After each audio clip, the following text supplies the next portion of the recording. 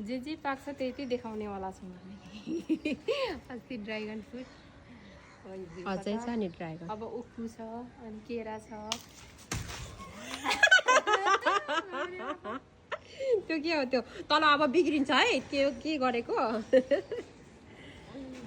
कस्तो त्यो केटे गर्दै थाहा हुन्छ नि ऊ चाहिँ उसको ध्यानै हुँदैन अनि अब गाली खाइहाल्यो फेरि।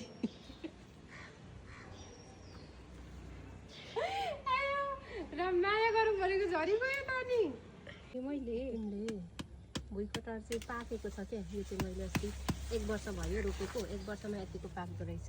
के छ हाम्रो 1 वर्ष छ 1 वर्ष भयो यो रोपेको अहिले साल चाहिँ मजाले पाको कति ठुलो पाकेको छ। यो चाहिँ मेरो दिदीले चाहिँ अब काट्नु आँटेको छ। अब काटेर चाहिँ अब 1-2 दिन राखेर खाने हो।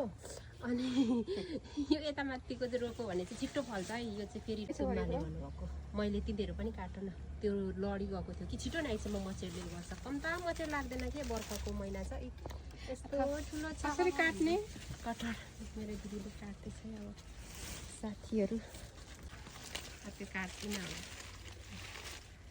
यस्तो छ। मैले चाहिँ सावर सुप रोपेको यत्रो भएको छ। अब यसलाई चाहिँ पाक्यो बोटमै पाक्यो क्या बास्न आइरहेछ। ल हाई गाइड्स गर्नु पर्दो रहेछ जे पनि हुँदो रहेछ। अर्को पनि थियो अर्को चाहिँ फल्दा फल्दै के भएर मर्यो। मकै चाहिँ खाने बेला भएको छैन। अम्बक पनि सबै फलिराखेको छ। गाबा टिप्दैछु हामी पनि गावा खाउँ है।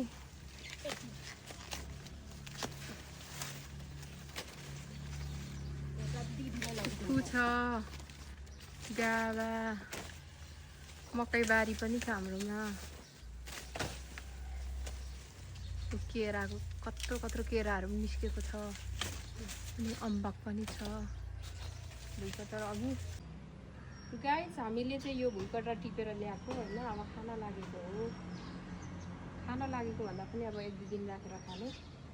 यसको स्मेल चाहिँ एकदम राम्रो आइरहेछ अहिले खाउँ जस्तो।